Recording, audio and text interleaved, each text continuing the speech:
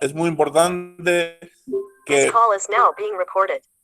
que nosotros seamos los que creamos tareas en función de la necesidad de nuestros jugadores, ¿vale? Que no veamos un ejercicio en internet y directamente lo implementemos. Está muy bien que veamos ejercicios, los adaptemos y luego los ejecutemos, ¿vale?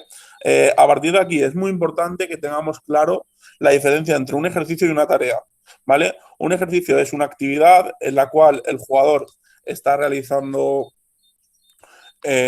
una situación cerrada donde encontramos una solución sin una finalidad clara, ¿vale? Una tarea, hay un contexto en el cual sí que hay una finalidad clara y en la cual crecemos como jugadores, ¿vale? Después, yo aquí diferencio tres tipos de tareas, ¿vale? Esto es muy de Ferran Pizcueta, no sé si lo conocéis, es un entrenador valenciano que para mí es el referente en esta metodología en la Comunidad Valenciana, y diferencia entre tareas físico-técnicas, técnico-tácticas y táctico-técnicas, ¿vale? Entendemos las tareas físico-técnicas, ¿vale? En minibásquet, yo no las entiendo como trabajar la resistencia o trabajar la fuerza, ¿no? Yo entiendo como trabajar las habilidades motrices básicas. Y esto es fundamental que los jugadores en mini lo conozcan, ¿vale? Tema de giros, saltos, coordinación, percepción oculomanual, etcétera. Es muy importante que dentro de estas habilidades motrices básicas creemos muchos patrones motores, que no nos centremos tanto en trabajar un gesto concreto, sino como este tipo de habilidades. Luego, ¿por qué le llama tareas técnico-tácticas? Porque al final la técnica individual, siempre que la trabajemos, necesitamos que esté contextualizada en un aspecto del juego, ¿vale? No podemos trabajar el bote y poner a un jugador enfrente de un cono a botar sin que tenga un contexto táctico. Al final necesitamos generar tareas para que el jugador dentro de ese contexto busque una solución al problema y genere un gesto técnico que sea válido luego en la competición. Y las tareas táctico-técnicas sí que tienen un componente más táctico, pero siempre con una finalidad también técnica, ¿vale? Luego, para mí, los tres pilares que tiene que tener mis entrenamientos tienen: el primero es la diversión, ¿vale? Un jugador de minibásquet tiene que venir al entrenamiento a divertirse. Después, el tiempo motriz útil, que esto todos lo conoceréis, es el tiempo que el jugador está en movimiento, es muy importante. Y por último, que tengan un aprendizaje significativo, ¿vale? Que todos los jugadores todos los días se vayan con algo aprendido, pero que no sea solo en esa sesión, sino que ese aprendizaje sea duradero, ¿vale? Y a partir de aquí, dentro de la estructura del entrenamiento, esto es cuando ya me siento y digo, vale, pues voy a trabajar este fundamento técnico, ¿vale? Voy a trabajar esta situación táctica, etcétera. Y aquí es donde me parece muy importante el hilo conductor, ¿vale? Toda la sesión tiene que tener un hilo conductor. No vale que trabajemos 20 situaciones o 20 ejercicios o 20 gestos técnicos, no. Para mí es muy importante estructurar la sesión en cuanto a un aspecto técnico, un aspecto táctico y uno defensivo, ¿vale? Yo lo que hago es, por ejemplo, ahora aquí os voy a poner un ejemplo. Lo primero, los entrenamientos míos duran 90 minutos, ¿vale? Hora y media, que creo que es más o menos lo que todo el club, y lo divido en 6 tareas, ¿vale? Cada tarea tiene 15 minutos y las tareas las distribuyo de la siguiente manera. Por ejemplo, os voy a poner un ejemplo del lunes. El lunes trabajamos 2 situaciones físico-técnicas, 2 situaciones técnico-tácticas y 2 situaciones táctico-técnicas.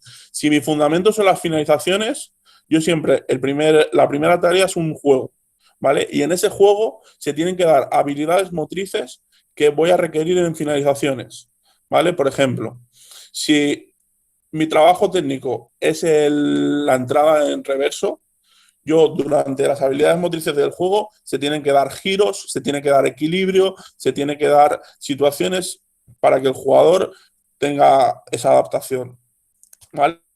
La segunda tarea, ¿vale? Sería también un ejercicio físico-técnico, pero ya estaría más enfocado al baloncesto, más especializado. Por ejemplo, si quiero trabajar un trabajo de giros, sí que va a ser pues un trabajo con, a lo mejor, trabajo de equilibrio con un BOSU, ¿vale? Más una finalización en reverso, ¿vale? Luego, los siguientes 2 ejercicios son 2 ejercicios técnico-tácticos, ¿vale? Que ahí trabajamos el fundamento, el fundamento de la sesión técnica, ¿vale? Por ejemplo, serían 2 ejercicios con toma de decisiones más sus 2 variantes para que el jugador, en función de la defensa, pues tenga que hacer un tipo de reverso u otro. Y por último, las dos tareas táctico-técnicas, que aquí sí que intentamos que esté también ligado. Por ejemplo, en situaciones de eh, romper y en función de la ayuda, pues finalizar o etcétera. ¿Vale? Luego, durante la sesión, siempre hago 2 ejercicios y un ejercicio, una tarea de tiro, un ejercicio de tiro, ¿vale? Y al final de entrenamiento, otro ejercicio de tiro. Los ejercicios de tiros, ¿cómo los distribuyo? ¿Vale? El primer ejercicio siempre es un trabajo técnico sobre el tiro y siempre nos centramos en el agarre del balón, ¿vale? Me parece fundamental. Aquí cada uno, y luego quiero que se genere debate, en el tiro de una cosa fundamental. Yo mi experiencia en los años que llevo en Mini es que más importante que el tema de los pies, el tema de la cadena cinética, es el tema del agarre del balón, que tengan un buen agarre. ¿Vale? Y luego el último ejercicio para bajar pulsaciones de la sesión y volver a la calma es otro ejercicio de tiro que lo llevamos a la puntería. ¿Vale? Y esto me refiero en, no sirve de nada hacer tiro en volumen, mete 5 o mete 10 porque al final el jugador lo consigue. Entonces, ¿a qué me refiero con puntería? Nosotros, por ejemplo, jugamos entre 2 jugadores un set de tenis a meter una tablero, una limpia y una tablero seguidas, ¿vale? Entonces necesitas que el jugador esté concentrado y además esté metido en el trabajo de tiro. A partir de aquí, durante la semana crecemos y lo que hacemos es disminuimos el trabajo físico-técnico para aumentar el técnico-táctico y el táctico-técnico, ¿vale? Muy importante, el trabajo del primer y segundo día de la semana, yo prácticamente diría que no paso el lunes es muy raro que pasemos del 3 contra 1 en trabajo de superioridades y durante la segunda sesión también llegamos solo a superioridades, no llegamos nunca a jugar igualdades numéricas, ¿vale? El trabajo del viernes sí que tiene algo de trabajo de igualdad numérica, pero no pasamos del 3 contra 3, ¿vale? Es una de las normas de los entrenamientos. Eh, los tiempos de descanso del entrenamiento también son importantes, ¿vale? Es importante que después de cada 2 tareas yo meto ejercicio de tiro para que lo hagan con una fatiga, con un estrés y después agua.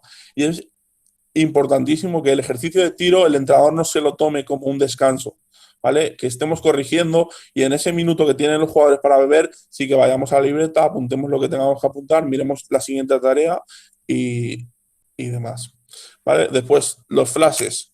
Es importante tener claro el flash de la sesión, ¿vale? En qué vamos a incidir.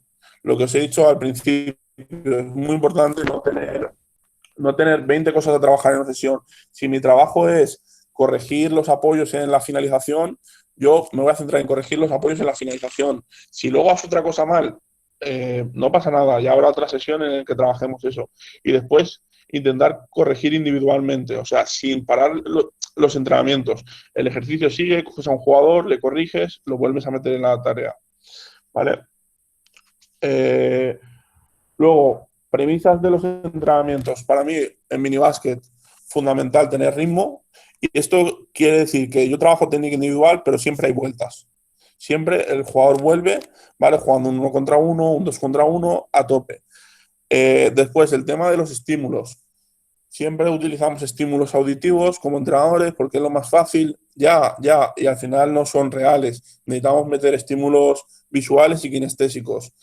Por ejemplo, cuando hay 2 filas que el entrenador dice ya, nada, muy fácil, coges y dices, la fila de atacantes decide. Cuando salga atacante, defensa sale. Estamos trabajando 2 cosas, estímulo visual y un estímulo y un trabajo de concentración para que el jugador defensor esté mirando todo el rato al atacante. ¿Vale? Después, hemos hablado de variabilidad de los ejercicios, de las tareas, ¿vale? Es importante tener esta variabilidad, crear tareas para que nos sirvan para nuestros jugadores, pero también es cierto que hay muchas tareas que nos salen bien, nos gustan y podemos repetir, ¿vale? Yo esto lo que hago es eh, poner a ponerle nombres. Entre los jugadores decidimos un nombre de la tarea y cuando decimos ese nombre, por ejemplo, nosotros tenemos 2 tareas o 3 con nombres de jugadores de de la NBA, cuando decimos ese nombre, directamente los jugadores lo que hacen es montar la tarea y a partir de esto la creamos, ¿vale? Eh, a partir de aquí, ¿tenéis alguna pregunta? O... Oscar, Igor, sí, a dime. ver, Raúl hace una pregunta, porque, por ejemplo, en el mini de Lloret hay niños que no hacen caso, ¿no? Y es difícil Sí. captar su atención. Entonces, él pregunta cómo puedes captar la atención de todos los niños. Imagínate que no estás justamente con un equipo disciplinado, ¿no? Que estás empezando en un equipo en el que los niños no saben ni si les gusta el básquet, ¿no? ¿Cómo Vale. empezarías a captar esa atención? Lo primero es, a principio de temporada, intentar poner unas normas que, más que poner normas, intentar que el grupo cree esas normas, ¿vale? Yo, por ejemplo, tenemos la norma de que ellos mismos la pusieron, de que siempre que se acaba un ejercicio íbamos rápido al círculo central, ¿vale? Entonces, ellos, cuando acaba un ejercicio, directamente no vienen a mí, van directos al círculo central. Yo creo que si ellos crean ese tipo de normas, son conscientes de que son partícipes y los propios compañeros son los que te incitan a seguir las normas, ¿vale? En cuanto al tema de atención, hay que intentar crear tareas en la que el jugador se sienta,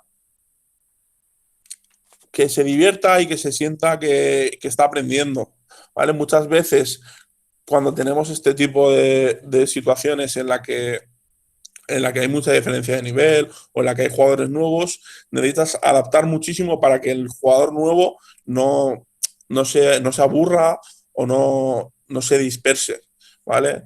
Un poco eso sería lo que yo haría. No sé si he respondido bien la pregunta, ¿vale? Muy bien, Pero has respuesto muy bien.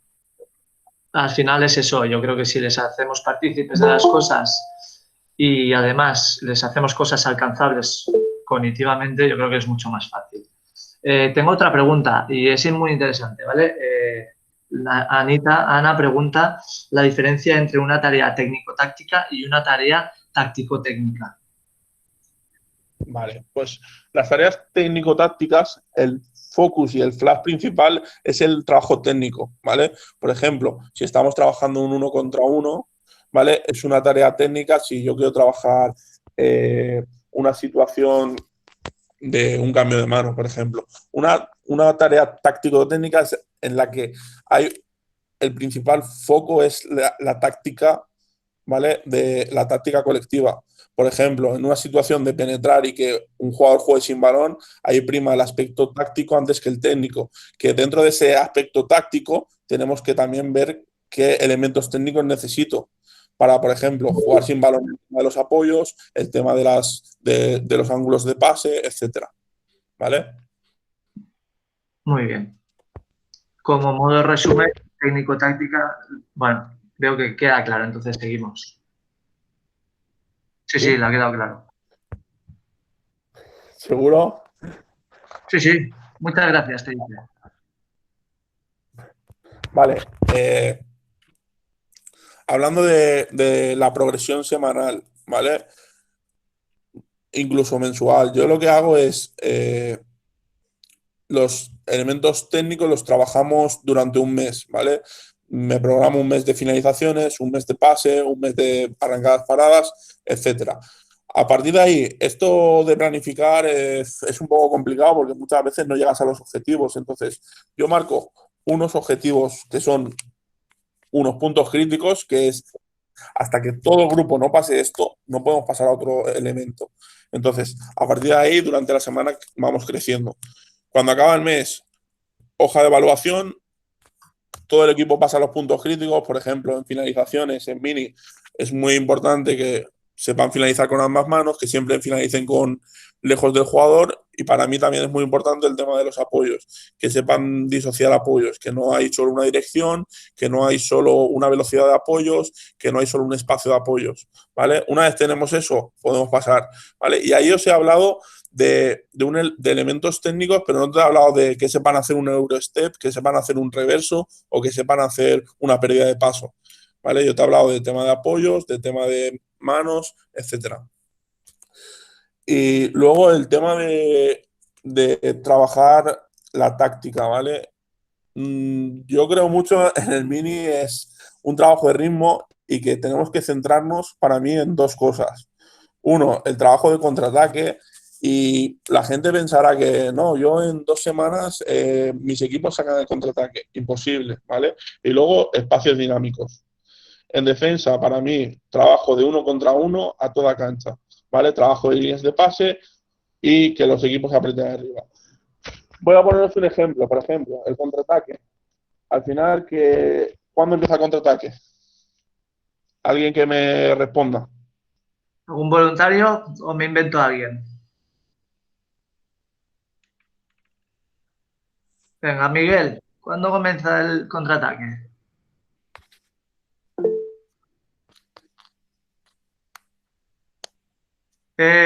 Desactívate el micro, o sea, actívalo.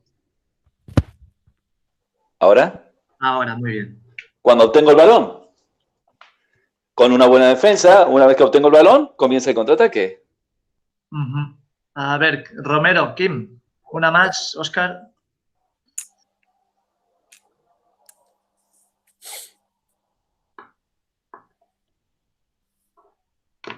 O sea, actívate el micro, Kim.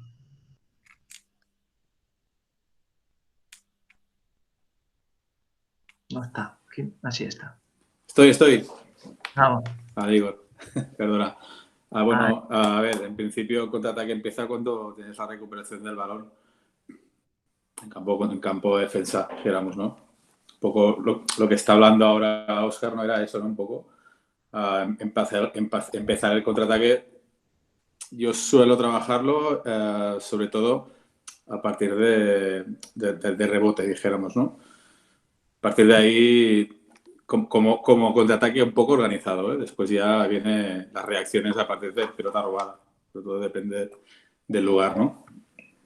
Muy bien. Kim dice a partir del rebote, Miguel a partir de tener el balón. ¿Vale? Un poco eso. El contraataque empieza a partir de que tengo el balón. ¿En qué situaciones puedo tener el balón? Tras rebote, tras canasta, ¿no? En un saque de fondo, en un balón se va por la banda y armo un contraataque, tras robo, tras pérdida de rival.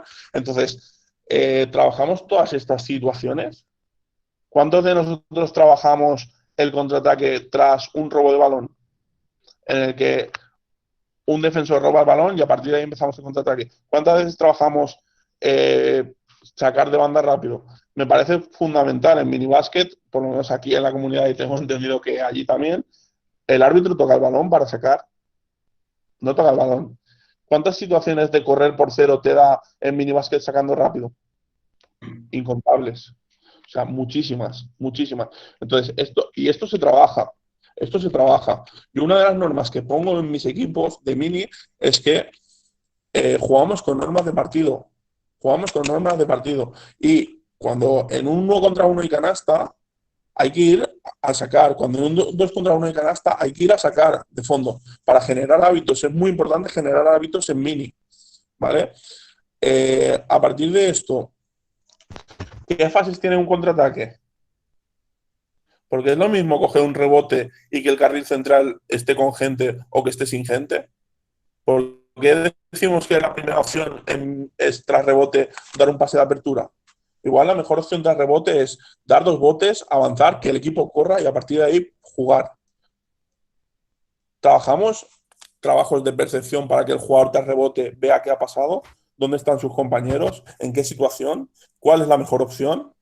A partir de aquí, una vez pongo el balón corriendo o en un lateral, ¿qué hace el resto de jugadores?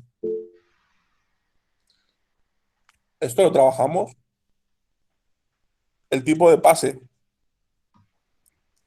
el dar apoyo. Entonces, luego, si no puedo hacer un contraataque, ¿qué va después? Trabajamos los espacios dinámicos, dar apoyos, que el balón llegue lo más rápido posible a campo contrario, seguir jugando. Al final ves muchos equipos de mini que no son verticales y para mí es la clave del mini básquet. Yo lo que le digo a mis jugadores es, primera cosa, hay que poner el balón en campo contrario lo antes posible Y segunda cosa es generar ventajas verticales y a partir de generar una ventaja con bote vertical, la gestionamos con pases. Pero en mini tenemos que dar esa libertad a que los jugadores puedan votar y generen sus ventajas en bote. Entonces, cuando hablamos de aspectos táctico-técnicos entendidos como vamos a trabajar tácticamente al equipo, táctica colectiva, yo creo que en minibásquet nos tenemos que centrar en el contraataque y en la transición, ¿vale? Espacios dinámicos. Que el equipo llegue a infantil y que sepa correr, que tenga situaciones de contraataque, situaciones de transición. Y en defensa, lo mismo. Trabajo de uno por uno, trabajo de líneas de pase. Si queremos que nuestro equipo vaya arriba, que sea un equipo de mini, necesitamos generar esos hábitos. Tras canasta nos quedamos a presionar, ¿vale? Trabajar el trabajo de líneas de pase. ¿Cuántos de nosotros trabajamos técnica individual defensiva? Y nos centramos en los jugadores, corre, corre, aprieta, aprieta. No, hay que enseñarles a defender, hay que enseñar el trabajo de apoyos en defensa, el trabajo de desplazamientos, el trabajo de uso de manos, el trabajo de distancias. Entonces, son trabajos que tenemos que hacer en mini para que luego cuando lleguen a junior, senior, puedan hacer unos trabajos tácticos más complejos y que el jugador sea capaz de tener esa técnica individual que le va a permitir ser mejor jugador, ¿vale? Porque yo, no sé, allí he jugado contra muchos equipos catalanes y yo os tengo como referentes por el tema del trabajo de que los jugadores, por ejemplo, votando, yo veo mucha diferencia entre los equipos catalanes y el resto de equipos, ¿vale? Porque tienen un trabajo de bote mucho mejor que cualquiera, pues se centran en ese trabajo. Como más ¿Alguna- productivo, ¿no? ¿Eh? Bote eficiente, bote productivo. Efectivamente. Yo sí que en minibásquet dejo que generen ventajas con 4 o 5 botes, porque al final el nano necesita sentirse protagonista, pero también muy importante lo que ha dicho Igor del bote eficiente y eficaz. Tenemos que hacer que los jugadores con el menor número de botes generen la mayor ventaja posible. Vale. ¿Alguna pregunta hasta ahora? Sí, espera, Oscar, tengo una de Marc, a ver.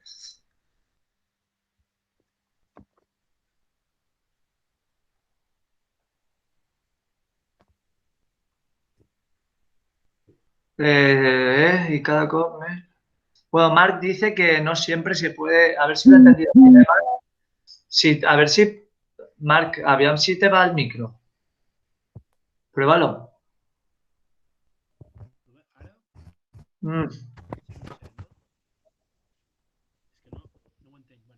No.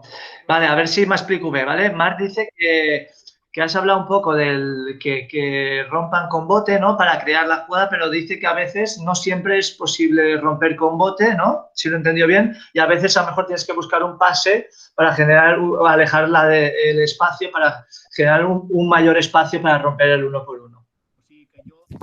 Efectivamente, yo ahí estoy con Marc, ¿has dicho? Sí. Sí que es verdad que yo, por ejemplo, en minibásquet creo en las medias ventajas. ¿Qué es una media ventaja? A lo mejor un cadete con una media ventaja le pido que dé un pase más para generar una ventaja completa.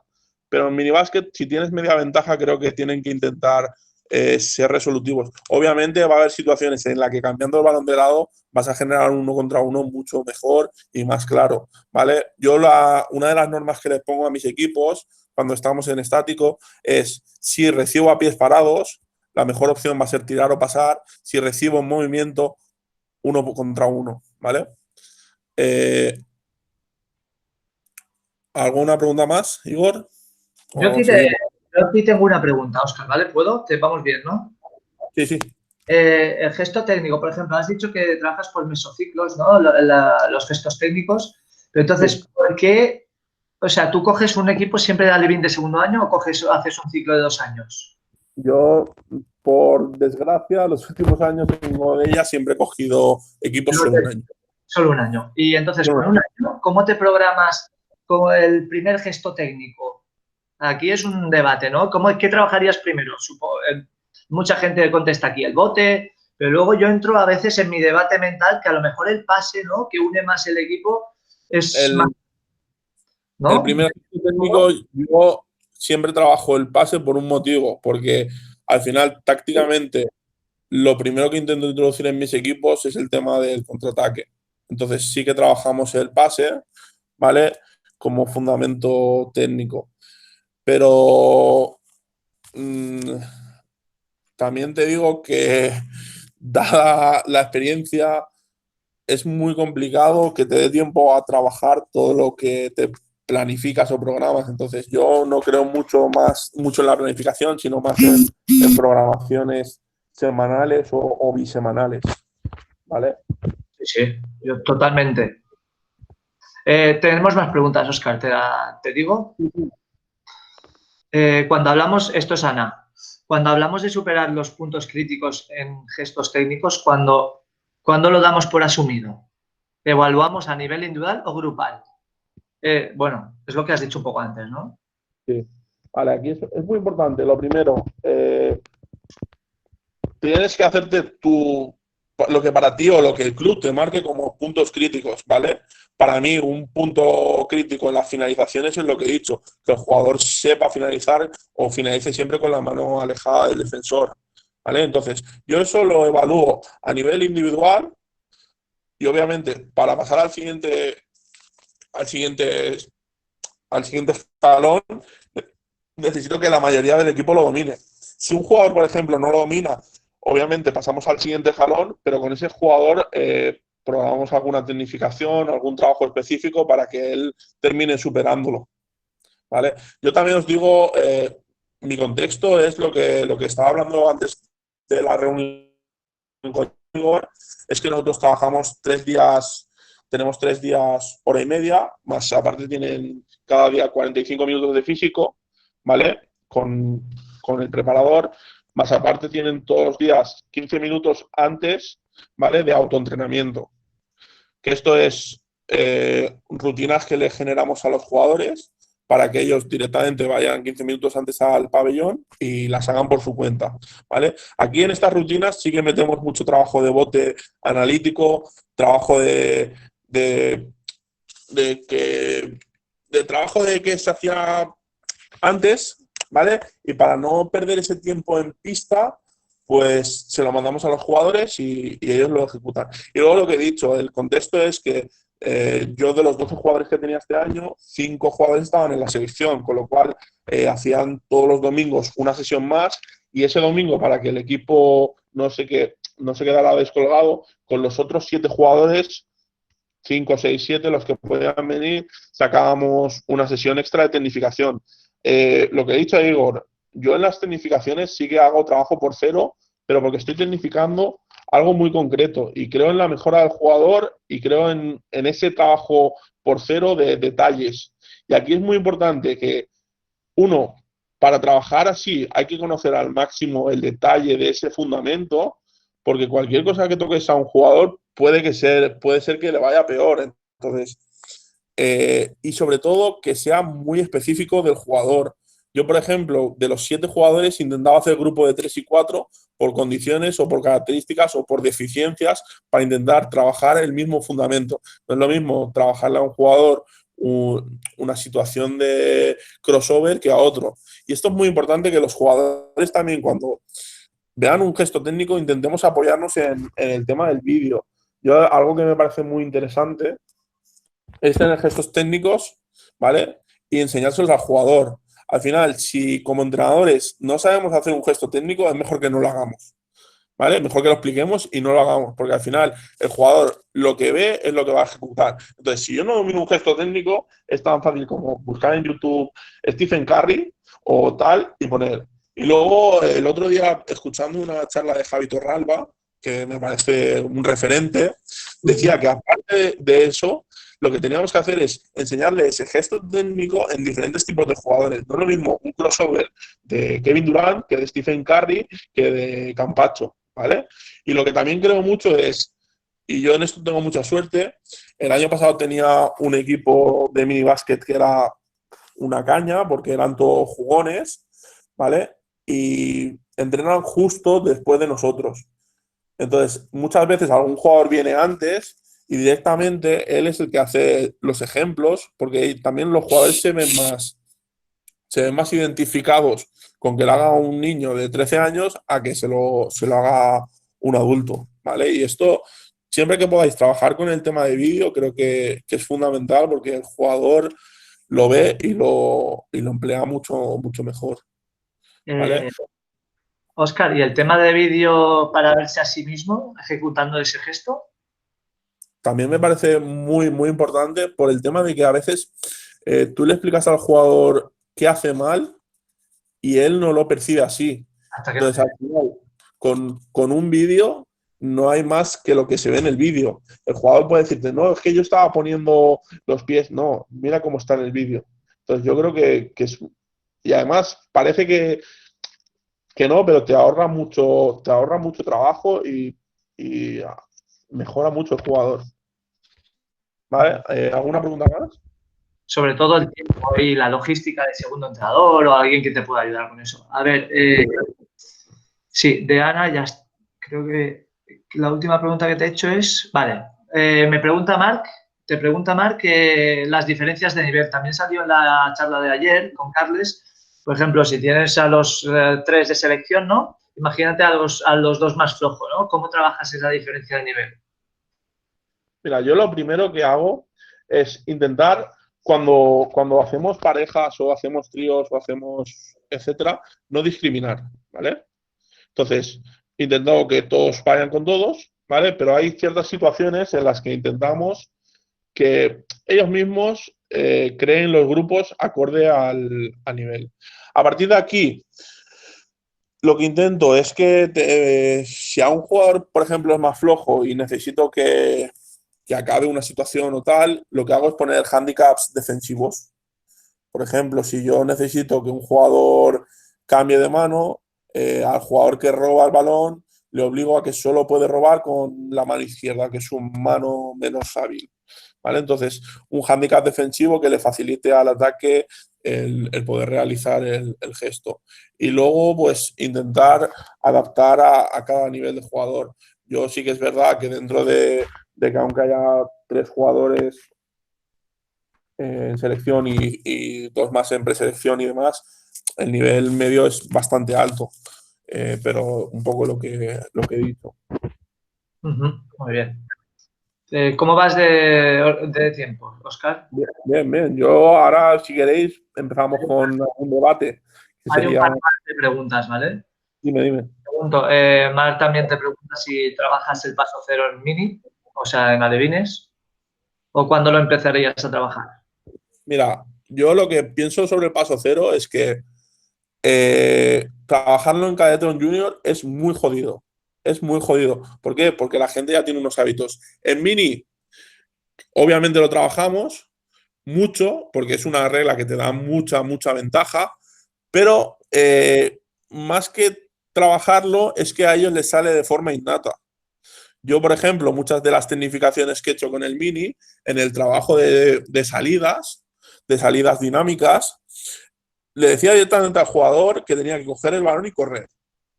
¿Vale? Entonces, generaba una situación en la que el jugador girara para que siempre cogiera el balón con un apoyo en el pie y a partir de ahí corriera. Entonces, giraba y tenía una marca que tenía que pasar corriendo. Y a lo mejor, y a partir de ahí lo trabajamos. Y sí que lo trabajamos mucho, sobre todo en situaciones de salidas dinámicas y en situación de finalizaciones. ¿Vale? Es donde más. Yo aquí creo una cosa, si puedo apuntar una cosa, yo cuando llevaba minis en Valencia o en Claret, me acuerdo que antes de la norma paso cero, los minis siempre el árbitro te pita muchos pasos y todos los pasos son de salida o son justamente los pasos cero, ¿no? Y creo que hoy en día, justo tú lo que intentabas decirle a un mini era lo contrario que le dices ahora. Ahora le das esa libertad, no le dices nada, ¿no? Antes le decías, no, bota, primero el balón al suelo. Y ahora creo que es justamente que nos han facilitado, ¿no?, ese trabajo en minibásquet. Es que su innatez ya le hace dar ese paso cero. Sí, en cuanto tiene el balón, él ya no cuenta por su cabeza, ¿no? Es con el tiempo que lo hemos eliminado, creo, en los jugadores. No sé si me explico. Sí, además es muy importante porque te da una ventaja brutal. O sea, yo creo que es el aspecto en el baloncesto moderno de las normas que más ha cambiado el baloncesto, junto al tema de la línea de 3 puntos, me parece que es fundamental. Luego sí que es muy importante el tema del tiro. O sea, en minibásquet el triple es un regalo. Entonces, hay que hacer que el jugador tire.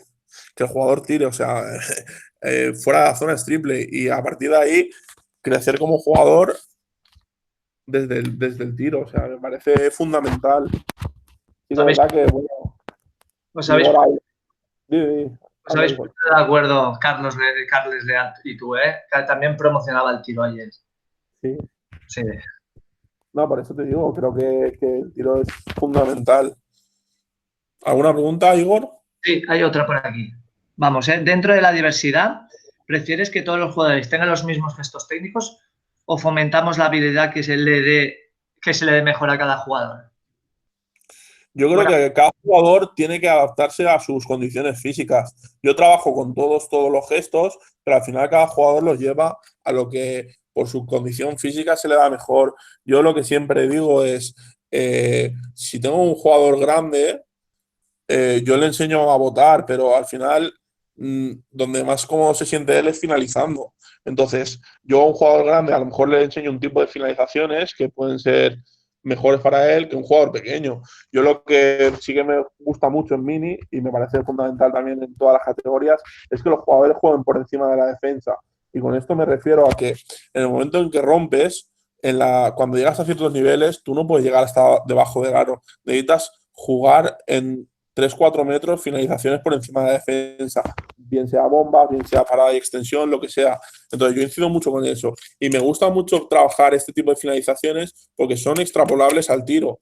Yo cuando he dicho que trabajo solo el agarre en tiro en mini, solo trabajo el agarre como trabajo de tiro, pero por ejemplo el golpe de muñeca lo trabajamos en finalizaciones, ¿vale? En ese momento de rompo la defensa y a 4 metros con una bomba por encima, ¿vale? Entonces, que también tenga correlación lo que tú quieres con lo que trabajas. Si yo quiero que mi equipo tire, yo tengo que trabajar que mi equipo tenga buen gesto de tiro, que tenga buenas finalizaciones, etcétera. Si quiero que mi equipo corra, tengo que trabajar para que mi equipo corra, generar esos hábitos. Tenemos muchos ejercicios que son de trabajo de saque de banda tras una situación. O, por ejemplo, cuando jugamos un 3x3, la norma es que si el balón sale fuera, el que antes lo coge saca. Entonces eso genera que el jugador quiera ir rápido a por el balón, cogerlo y sacar rápido. ¿Vale? Muy bien. Tenemos otra. ¿Te la leo? Sí. Te la voy a cambiar un poco, pero será parecida, ¿vale? Pilar pregunta, más que nada, a ver si nos puedes hacer una cronología, ¿no? Tú empiezas con el equipo de nuevo y tú quieres empezar a trabajar el contraataque, ¿no? Si puedes hacer una cronología de un mes, 2 semanas. Sí. Mira, la primera semana es muy fácil. Una vez recuperamos el balón, trabajaría en qué situación recuperamos el balón. ¿Vale? Si lo recupero tras rebote, si me han metido canasta, si es un robo, si es un saque de banda, ¿vale? Y esto es muy importante. Y a partir de aquí, ¿qué es lo más importante? Una vez tengo el balón. Para mí, lo más importante es no perderlo, porque muchas veces reboteamos y en el primer pase o en el primer bote nos quitan el balón. Entonces, recupero el balón, trabajo de percepción, ¿vale? Y que el jugador decida qué tiene que hacer, si botar o dar un pase, ¿vale? Con eso te puedes tirar tranquilamente la primera semana. La segunda semana para mí es el trabajo de, una vez tenemos el balón, ¿por dónde vamos? ¿Por dónde corremos la gente? Si hay 3 jugadores en un mismo lado, ¿pueden correr los 3 por el mismo lado? ¿Quién da un apoyo al lado balón o por dónde va el balón? ¿Vale? Este sería el siguiente paso. ¿Por dónde corre la gente y por dónde va el balón? Para mí no es lo mismo que el balón vaya por la banda que vaya por el centro. Yo, por ejemplo, el centro en mis equipos es una zona de paso. Por el centro solo se puede ir si se va con el balón en bote, ¿vale? Si no, es una zona de paso de jugadores. Nadie puede correr por el centro. Esto es muy importante, ¿vale? Y a partir de aquí, trabajaría, si es una situación de contraataque, pues el tema de cómo pasar al lado contrario para finalizar, qué tipo de finalizaciones utilizaría, ¿vale? Porque yo soy un obseso de las finalizaciones a un apoyo para romper el timing de la defensa, porque me parece más rápido, etcétera, ¿vale? Y si es una transición. Y ese un poco sería el trabajo que haría, ¿vale? Una primera fase en cómo recupero el balón y cómo lo comparto o salgo a bote. Una segunda fase que es dónde iría el balón, por dónde iría el balón y por dónde irían los jugadores. Y una tercera fase, cómo finalizaríamos esa situación, si en un contraataque, en una transición, etcétera. ¿Lo puedes ¿Vale? ejemplificar con tarea? Por ejemplo, un 3x1 es, entiendo que lo haces más o menos así, un 2x1 o cómo. Pero ¿en qué situación, por ejemplo? ¿Cómo inicias a trabajar el contraataque? Por ejemplo, Pilar veo que si lo hacías por un 3x0, ¿no? No, Yo no, entiendo no. que no siempre Nunca. metes algún estímulo, ¿no? Pero, ¿Vale? ¿puedes hacer un ejemplo de tarea? Sí, mira, por ejemplo, a mí me parece muy importante que el trabajo de contraataque no sea por cero, porque al final nunca va a ocurrir. Y yo creo mucho en el caos, ¿vale? Yo siempre que hay un 3 contra uno en la vuelta hay otro 3 contra uno porque tienen que encontrarse jugadores por la pista. Entonces, un ejemplo de tarea, por ejemplo, yo una tarea que hacemos mucho es para sacar rápido tras saque de banda, lo que hacemos es 3 atacantes en fila, ¿vale? En tiro libre, 45 y 45, y un jugador en medio. El jugador del medio lo que hace es pasa a cualquiera de los lados. Ese lado tiene que salir y sacar de banda. Y los otros dos lo que les obligamos es un apoyo corto y un apoyo largo, ¿vale? Si pasa un apoyo corto, el otro corre, intentamos llegar lo más rápido posible. Ese sería un trabajo. Otro trabajo de percepción, por ejemplo, un 3 contra 2, ¿vale? Lo que hacemos es 2 jugadores en 45, un jugador debajo del aro. Tiro el balón y hay rebote. Y la defensa decide o defender a los 2 jugadores que están en 45 o uno parar el balón y otro defender a 45 y a partir de ahí jugamos. Si los dos defensas deciden defender a los que están en 45, el jugador tiene que salir a bote y la gente corre por delante. Si el jugador decide parar balón y parar en 45, el jugador pasa al otro 45 y a partir de ahí corremos, ¿vale? Muy ¿Ha bien. quedado claro? Sí. Y ya que tenemos aquí, yo voy a preguntar a los entrenadores minis que os atreváis, ¿vale? Un poquito, a ver cómo lo sacáis vosotros, cómo trabajáis vosotros el contraataque, ¿no? A ver, Carles, ¿te atreves tú un poco para ampliar esto? ¿Yo? Sí. Es que somos muy parecidos, Oscar y yo. Somos muy amigos Ya me lo he imaginado. a nivel de tareas lo trabajamos muy igual. Yo reforzaría casi todo lo que ha dicho a nivel de crear tareas que sean lo más reales posibles, ¿vale? Que se vaya a producir en un partido y que se vayan a ejecutar, ¿vale? Al final lo que tienes que hacer es intentar que la tarea tenga una progresión, que he dicho también antes, que sea la transferencia lo más positiva posible. Pero cambiarla, es que trabajamos muy igual. A lo mejor añadir más incertidumbre en la tarea, ¿no? No poner solo un balón, poner dos. Y que con comunicación visual, los dos que van a atacar o los tres que van a atacar tengan que decidir qué balón coger. Si el que han recibido o otro que hay en una banda. Porque crea más incertidumbre en la defensa y en el ataque, que tengan que responder a una situación diferente, otro estímulo. La completaría más que la cambiaría, pero no sé, creo que hay que trabajar así. Soy de esa mentalidad también, de esa visión. Y creo que así los jugadores toman decisiones siempre, compiten siempre y además se acostumbran a leer. Sobre todo desde pequeños, ¿no? Dime. Sobre todo desde pequeños. Eso es. Si fomentamos que tomen decisiones, que piensen, que creen, que sean creativos, no sé, creo que hacemos jugadores que entienden el juego, que sea más fácil que apliquen conceptos que queramos luego meter cuando seamos mayores y que además se divierten más porque están compitiendo todo el rato. Muy bien. ¿Alguien más quiere decir cómo trabajaría el contraataque? ¿Cómo lo trabaja él con sus equipos? Óscar, seguimos. Vale. Luego, otra cosa que me parece fundamental en minibásquet, ya la charla ha derivado un poco en todo, es el tema de que yo en minibásquet dejo que todos los jugadores hagan de todo, ¿vale? Jugamos con una estructura de 5 abiertos y lo que es muy importante, todos hacen de todo y ellos mismos al final son los que se autogestionan, ¿vale? Porque los jugadores que son mejores votadores, al final son los que se quedan a recibir. Yo marco espacios para recibir Y si le pilla un grande ese espacio para recibir en una salida de contraataque, pues tiene que jugarla. Pero de las 10 veces que pasa, 8 va a estar el jugador que es mejor votador sin que yo se lo diga, ¿vale? Igual que cuando jugamos con jugadores que son más grandes, hay que nutrirles de situaciones de exteriores, pero también tampoco frustrarlos, ¿vale? Y que ellos sepan jugar sin balón y que jueguen situaciones cerca del aro en las cuales se sientan cómodos finalizando. Entonces, esto me parece muy, muy importante, que sea un baloncesto aposicional, que todos los jugadores pasen por todas las posiciones, siempre sabiendo que el jugador tiene tendencia a jugar de una manera u otra, no coartar su libertad, pero que todos conozcan todo, ¿vale? Y luego eso, un poquito la estructura en minibásquet, yo creo mucho en el 5 abiertos.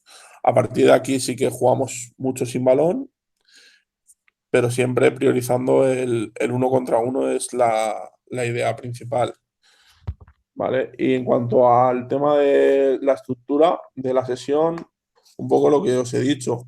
Cuando Espera, llega... tienes una pregunta, ¿vale? Te corto. Kim. Hola, Oscar, ¿qué tal? Buenas, mira, una cosa, que estamos hablando... Ahora te cambio de tema, ¿eh? Vale. Estamos hablando de la estructura de un entrenamiento de minibásquet y quizás no hemos hablado del vocabulario. ¿Qué importancia le das tú?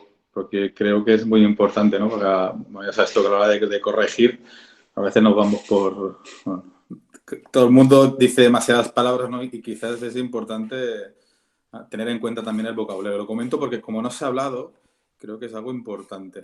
No sé qué piensas. Sí, me parece que es muy importante el vocabulario, sobre todo dos cosas.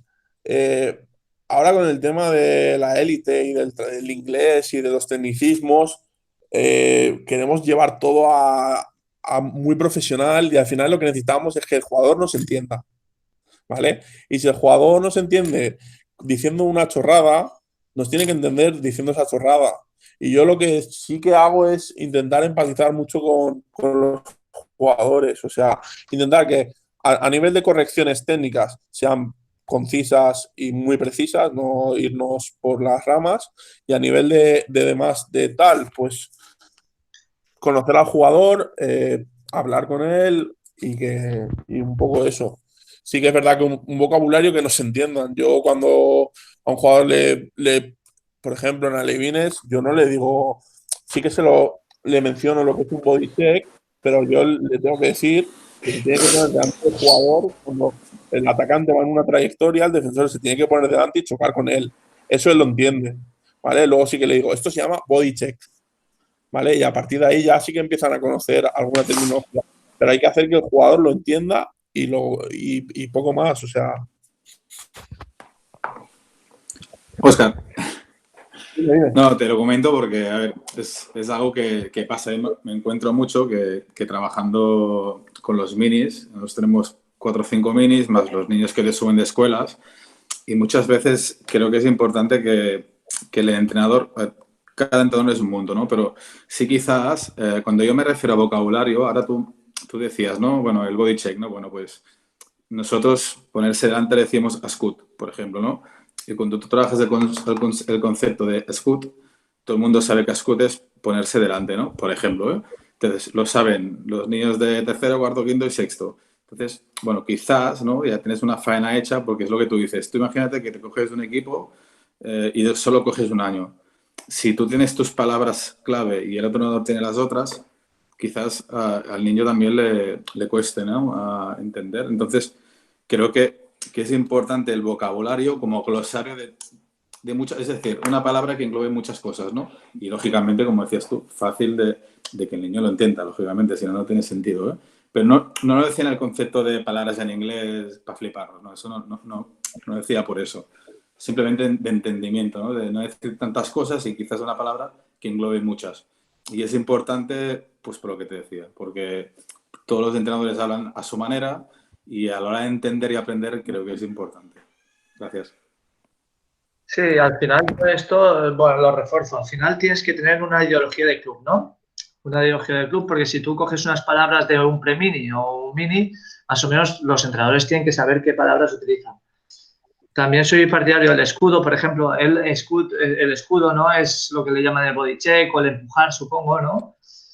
La cosa, yo creo que en minibásquet deberíamos empezar a introducir, es mi opinión, introducir, por más raro o más fuerte que lo veáis, en minis de segundo que ya pasen a infantil, conociendo, por ejemplo, Eurostep, body check, cosas así. Es mi opinión, que un niño tiene que ser conocedor, como más tecnicismo metas, más desarrollo tendrá luego. Es mi opinión, porque más o menos cualquier entrenador de fuera que venga hablará de esto.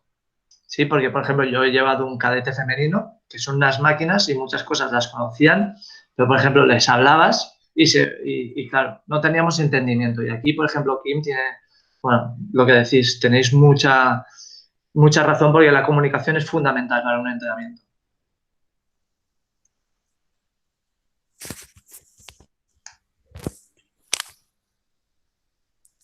¿Sigo, Igor? Sí. Vale. Nada, a mí ahora me gustaría un poco de eso, generar un poco de debate, que podamos hablar todos y compartir un poco ideas, ¿vale? Y yo la primera pregunta que me gustaría lanzar es que qué aspectos veis fundamentales para trabajar en el tiro en mini basket. Venga, va. ¿Algún voluntario o tiro de la ruleta rosa? Venga, Kim, venga. Aspecto fundamental en el tiro de minibásquet. Kim Romero. Qué cabrón tú, que hablen los demás, tío. Que aquí hay 24 personas.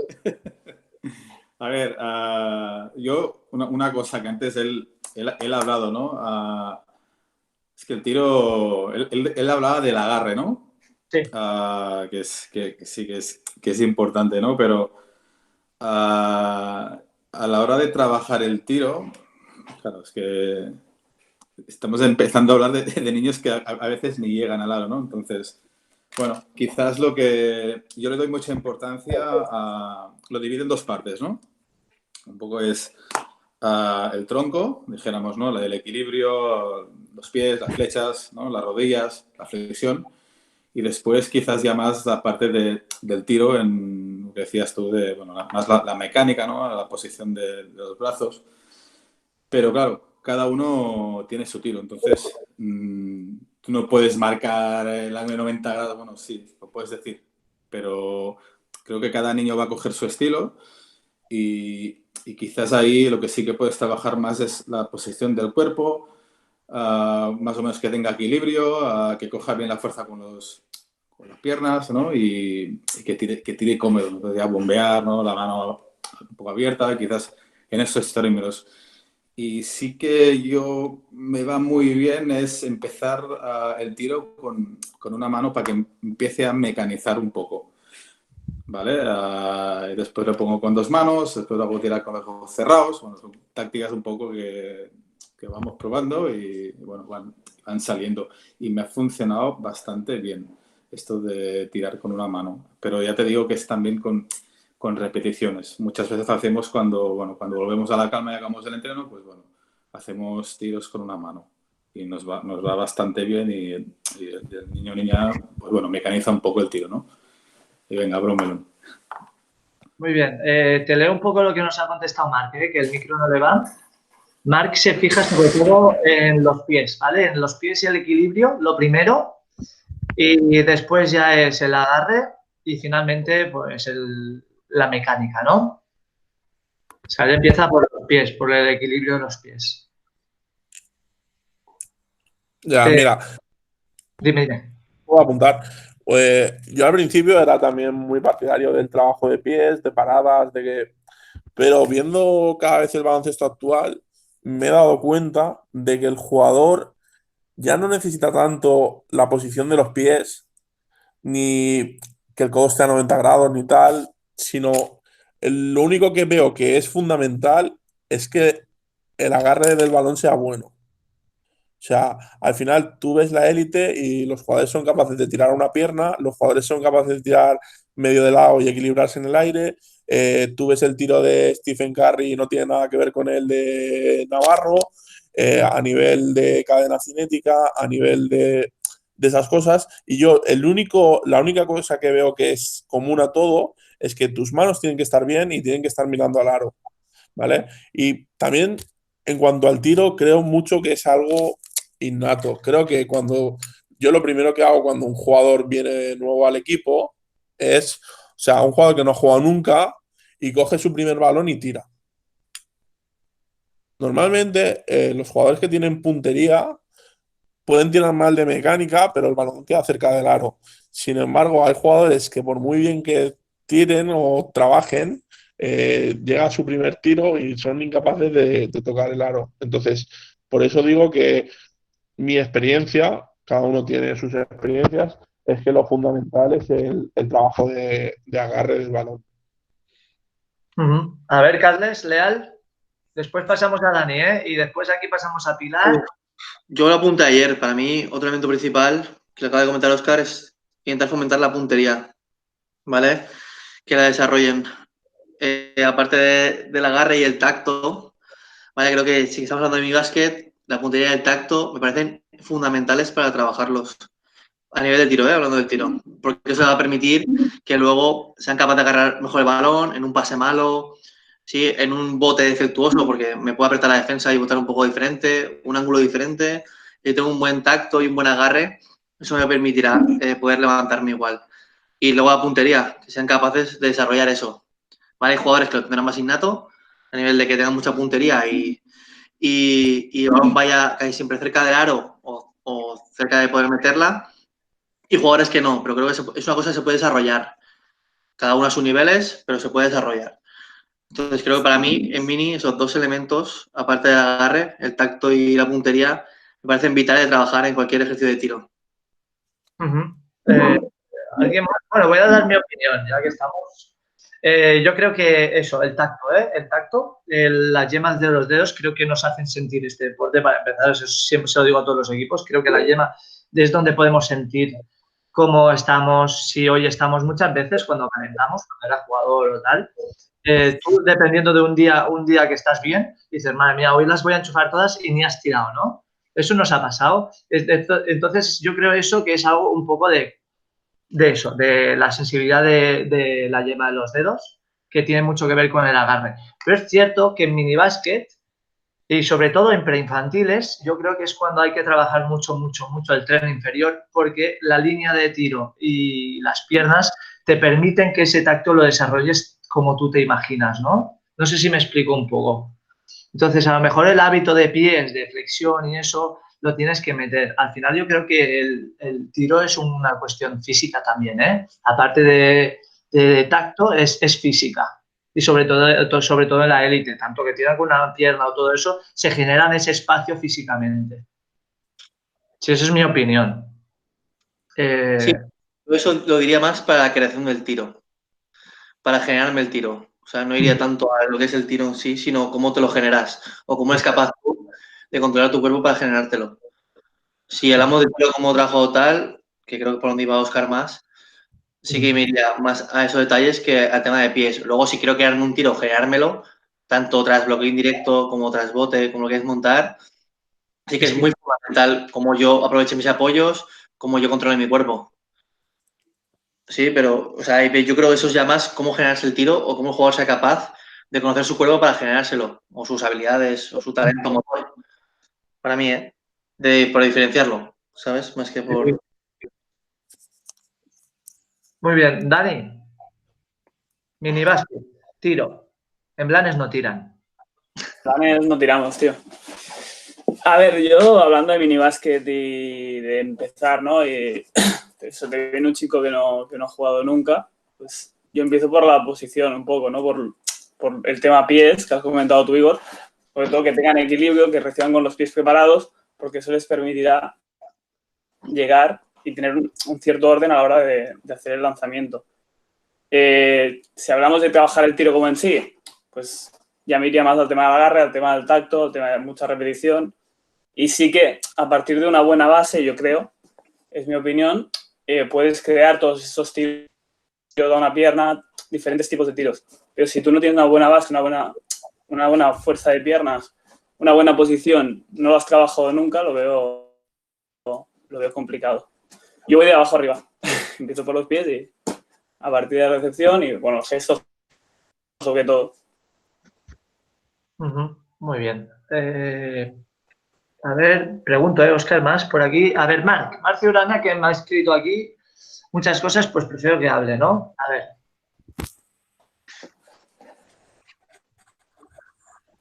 Bueno, yo he escrito un poco lo que comparto mucho, ¿no? Los puntos de vista que estáis hablando, pero creo que es muy importante para el jugador, para que se crea cualquier movimiento, que salga, que tenga acierto. O sea, poner las cosas muy fáciles para que el jugador crea en que lo que está haciendo le va a servir y le cree confianza en ese movimiento. Yo, el tiro, sí que coincido, ¿no?, en el tema del agarre, el tema del tacto, pero para mí el tiro sobre todo es mental. Sobre todo con los jugadores mayores, ¿no?, los más grandes, que cuando un jugador se cree que va a meter, cuando un jugador tira con confianza, eso se nota. Y eso tampoco se enseña. Al final es hacer creer en uno mismo, ¿no?, o en el acierto de este. Marc, por ejemplo, mira, es una buena de esto. Buena observación. Empieza por el tema mental, la psicología. Sí, yo creo que el tema confianza es toda la razón. Es fundamental. Un jugador con confianza, mucha más facilidad de meter.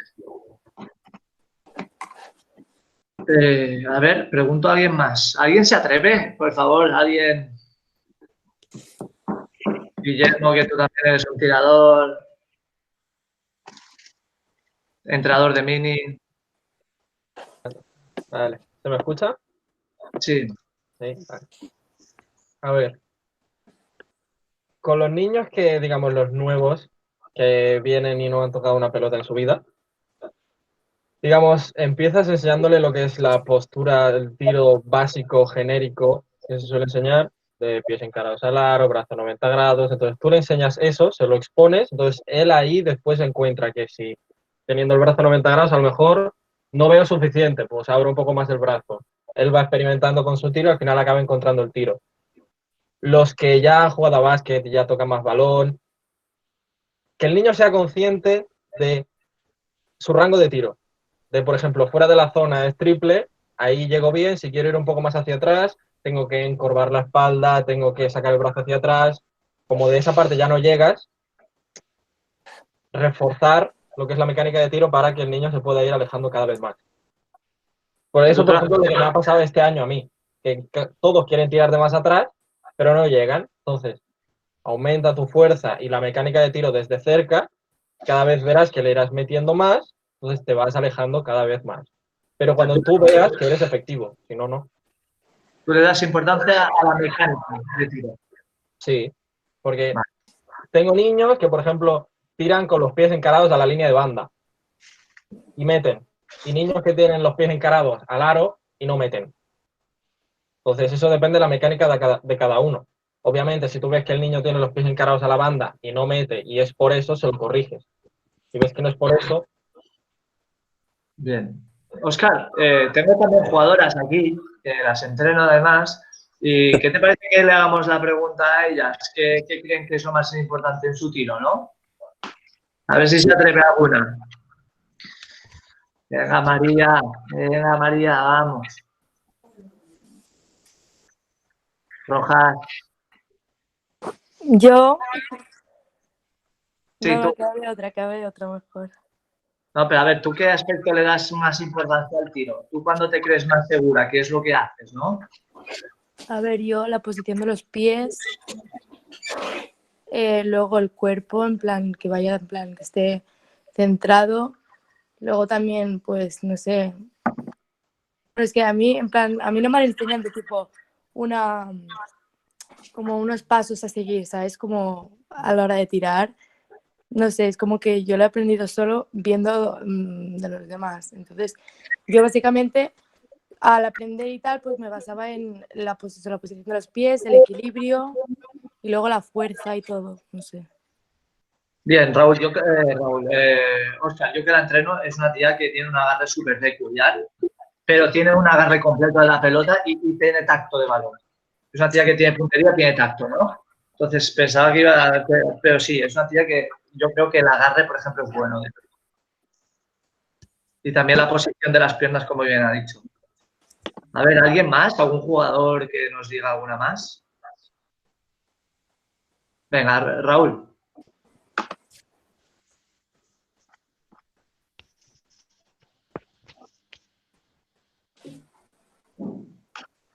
Vale, yo hablo de lo que me ha pasado a mí. Yo de pequeño tenía mucha puntería, pero tuve muchos entrenadores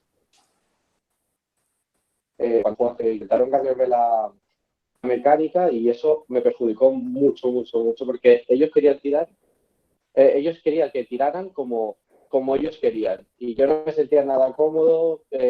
Cada vez que tenía que tirar un tiro libre o un triple, me sentía súper incómodo y ya tiraba con la mentalidad de que le iba a fallar. Y yo creo que aquí lo que es muy importante es que el niño se sienta cómodo con su mecánica, que si no se siente cómodo, que te explique el porqué e intentes ayudarle a lo mejor él no sabe el aspecto técnico, pero si te lo explica a ti, pues es que la mano se me va para allá y a lo mejor pues le indicas que la mano tiene que ir y meter y tiene que ir al aro y que aspectos técnicos en concreto, pero creo que la confianza y que cuando tires tengas un equilibrio, porque de pequeño si no tienes un buen equilibrio, pues no tienes fuerza para tirar a la canasta, en mi opinión. Óscar. Creo que eso es... Sí, Raúl, ¿eso crees que creo que si un niño tan pequeño que no tiene fuerza en los brazos, no tiene equilibrio, pues no llegará ni a la canasta. Entonces yo creo que ese equilibrio y esa confianza de que se crea que quiere meterla, pues yo creo que eso es más importante que incluso una buena mecánica, porque al final no tienen la fuerza para hacer una mecánica perfecta. ¿Tú qué opinas, Óscar? De que un chico, un mini te la enchufe y de repente decidas tú decirle cambia la mecánica y ese niño deja de meter y se siente... No, vamos, yo estoy muy de acuerdo con lo que ha dicho. Yo creo que si el jugador mete, se siente cómodo, no hay que tocar la mecánica. Sí que es cierto, solo un aporte, que cuanto más arriba juegas, más rápido tienes que realizar el gesto. Y eso sí que muchos jugadores lo tienen que entender, que a lo mejor para jugar a un nivel de Liga Nacional te sirve con tener un segundo para tirar mecánicamente y va a jugar en Liga EVA ya no. ¿Vale? Entonces sí que hay que entender que hay ciertas mecánicas que puedes meter mucho, pero no son eficientes en cuanto al tiempo. Y eso sí que la velocidad gestual sí que hay que trabajarla por lo menos. Sí, pero a lo mejor, bueno, no sé, hay jugadores que puede ser que sean tiradores, pero que su velocidad de ejecución no sea la más rápida del mundo y tienen otros recursos. Por ejemplo, un ejemplo. San Emeterio, por ejemplo, no es la persona más rápida del mundo, pero cuando juega básquet, pues sabe cómo moverse y entonces utiliza muy bien el cómo y no la rapidez del gesto. Sí, yo soy igual en las últimas 10 charlas que he estado siempre sale el mismo nombre, que es Fernando San Emeterio, que es el jugador que con menos recursos a más alto nivel juega. Entonces, me parece que explotar esos recursos me parece brutal. Yo también, otra de las preguntas que me hago es, ¿para qué trabajar 20 cosas diferentes si al final el jugador va a utilizar 3? ¿Por qué no mejoramos esas 3 y explotamos esas 3 al máximo? Eso sí que me parece interesante. Bueno, Sí que es cierto que yo intento que en minibásquet tengan el máximo bagaje de patrones motores posibles, recursos técnicos, y a partir de ahí, en el trabajo de tecnificación con ellos, sí que vemos ciertos gestos que podemos mejorarlo para que sea más eficiente, sea más rápido. No hemos hablado de las fases sensibles, pero alevín de segundo, todos sabemos que alevín de segundo y cadete primero es fase sensible en los chicos. Entonces, en cuanto a son los años que más van a absorber en minibásquet el trabajo de velocidad, no hemos hablado, pero trabajo de velocidad de reacción, velocidad gestual, velocidad en la toma de decisiones es fundamental. Y con eso es lo que me refiero a trabajo físico. Porque a mí que un entrenador ponga a sus niños 20 minutos a correr no sirve de absolutamente nada, sino trabajos que en esa edad sean lo que necesitan. Porque un niño cuando tenga 15 años, su velocidad de reacción, la mejora es imperceptible. Entonces, o la trabajamos en la edad que toca, o igual estamos fastidiando al jugador. Y yo con esto soy muy intransigente con el saltarnos etapas. O sea, no hay que saltarse etapas. Si pensamos en la mejora del jugador, yo entiendo que si a mis niños, en vez de trabajar como trabajamos, los pusiera a trabajar ataques estáticos una vez hemos acabado la fase, sería mucho más fácil para nosotros competir a Valencia. Pero creo que no es lo que toca en esta etapa. Yo ¿vale? también creo eso. Bien, un aporte que Dani solo nos dice que, claro, que si tú estás en senior, tirar desde el pecho, por lo menos un mínimo de tirar por encima, ¿no? ¿Qué Sí, opinas? no, efectivamente. Yo, por ejemplo, no soy partidario de tocar mucho el tiro en mini porque, sinceramente, al año siguiente cambia todo para ellos. Uno, cambia la altura de la canasta, cambia el tamaño del balón, cambia la línea de triple. Entonces, hasta que no se desarrollan físicamente tampoco, el tema de las palancas cambia. Yo creo que infantil de segundo creo que es la mejor etapa para trabajar ese tiro, que ellos ya han desarrollado físicamente y al final ya conocen su cuerpo. Pues al final, el que en minibásquet, yo siempre lo digo, por desgracia, los jugadores que están en minibásquet, los mejores, en cadete y junior no suelen ser jugadores determinantes y es una pena, pero es la realidad. Totalmente de acuerdo. Yo también digo que infantil de segundo, o sea, pienso que infantil de segundo es la mejor edad para empezar a marcar más el futuro del tiro, sobre todo en mecánica, ¿no? ¿Qué te voy a decir, Óscar? ¿Hay más debate? No, ahora que me pregunten a alguno y genere en ellos algún debate. Mira, sí, Guille, ¿qué querías hablar? Ahora recordando lo del aspecto del tiro, que es muy mental, lo que había dicho Marc, considero que eso también puede perjudicar de cierta manera al jugador, porque yo tengo varios jugadores que es como, si yo pienso que la voy a meter, vale, muy bien. Si yo pienso que la voy a meter, la voy a meter. Tiro una, la fallo. No pasa nada. Pienso que la voy a meter, tiro otra, la fallo. Y cuando el niño ve que pensando que la voy a meter, sigo fallando todo el tiempo, entonces el niño se frustra porque no la mete. Y se desconecta. Entonces, creo que tampoco el factor mental sí que juega, es importante, no voy a decir que no, pero tampoco es como que sea, digamos, Pero yo, imprescindible. cuando he hablado de crear confianza, era para crear confianza en un movimiento. Yo me refiero a que si tú estás enseñando una mecánica de un tiro a un equipo, a unos jugadores, primero estén muy cerca del aro para que este jugador meta y así pueda confiar en la mecánica que tú estás enseñando. Luego, en situación real de juego, de partido, no sé qué, ya no es tanto el creer yo voy a meter, sino la selección de ese tiro. A mí, mientras un tiro esté bien tirado, que entre o no, bueno, al final es lo que cuenta, pero para mí no es lo importante. Para mí es la selección de ese tiro. Porque tú puedes tirar muy mal y meterlo y puedes tirar un tiro clarísimo y fallarlo. Es igual cuando defiendes. Puedes defender muy bien y que el ataque meta y puedes defender muy mal y que el ataque no meta. Por lo tanto, el resultado no tiene que condicionar nuestro trabajo o nuestra perspectiva sobre él, ¿no? Muy bien. A ver, vamos a abrir un turno de preguntas a Óscar. Bueno, la estructura del entrenamiento, Óscar ha hablado mucho del trabajo físico-técnico, del técnico-táctico, del táctico-técnico, ¿no? Que hace dos tareas de cada uno.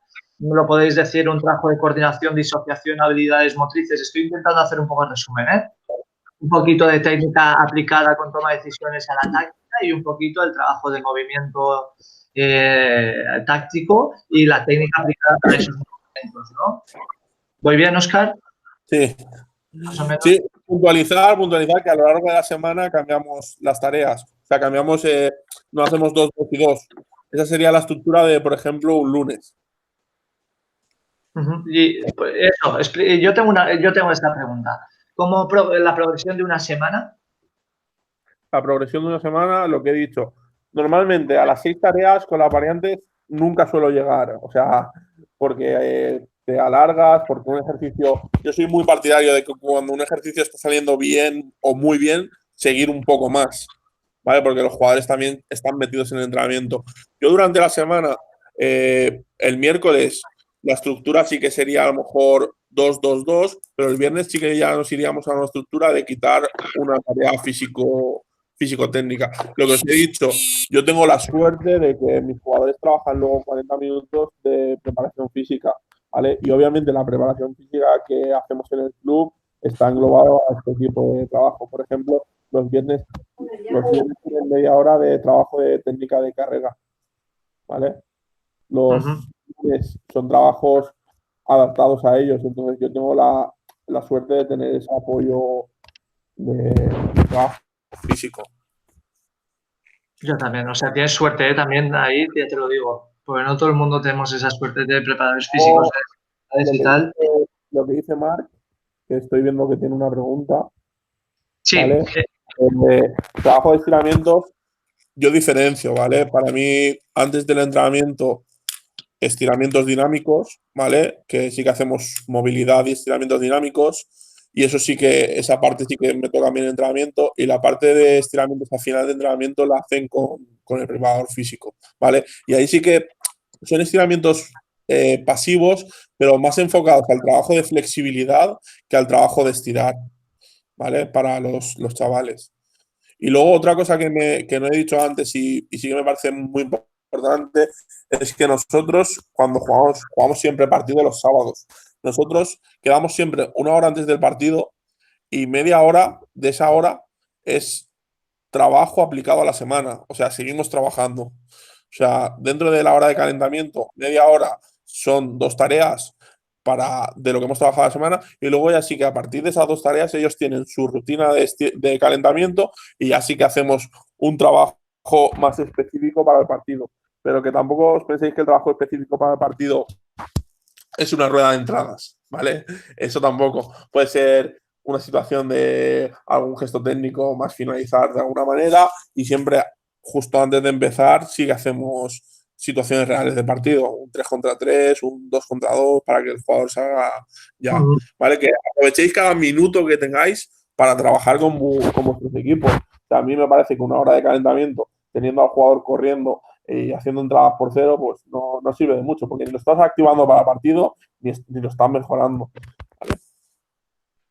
Yo también quiero reforzar esto, ¿eh? Yo creo que un partido a esas edades que no tienen ni la mentalidad para competir, quiero decir, como los profesionales que ya lo tienen todo desarrollado, que están, o sea, en los minis o incluso infantil, incluso en el cadete que entreno, cada calentamiento de partido es diferente. Sí que a medida que se acercan los 12 minutos finales, 13, sí que tengo algo más a lo típico de la rutina del partido, pero el previo siempre intento meter algún ejercicio, alguna tarea que dices aplicada y creo que eso es aprovechar mucho el tiempo. Y luego otra cosa que no sé, me pase, es el tema del 5x5 en entrenamientos en mini. Me parece que ya tenemos el partido, que es una sesión más en la cual están mucho tiempo jugando 5 contra 5.